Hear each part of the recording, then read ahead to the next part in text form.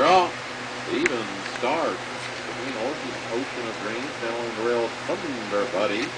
Then Harking between the horses. Barn Fox. Now Barn Fox will fight for the lead with Thunder Buddy right alongside. Harking and Wild Sunday. Those two are together. Effervescent Charm is 3 out on the outside between horses. A Favorite Passion. Ocean of Dreams now along the rail. The trailers, Cabbagetown Ruckus around the turn. Thunder Buddy's going to show the way. Barn Fox right along in second. The first quarter, 22 and 4. But Thunder Buddy Appleton in front of Barn Fox. Wild Sunday is now a clear-cut third and trying to chase down those two. Harking is under the whip fourth.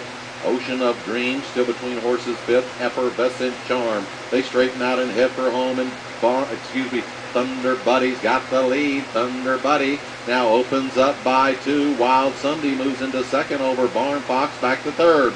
But it's still Thunder Buddy. Thunder Buddy right there. Wild Sunday's gaining every step though. Thunder Buddy, Wild Sunday. Thunder Buddy holds on. Wild Sunday gets second. Barn Fox third and Ocean of Dreams fourth.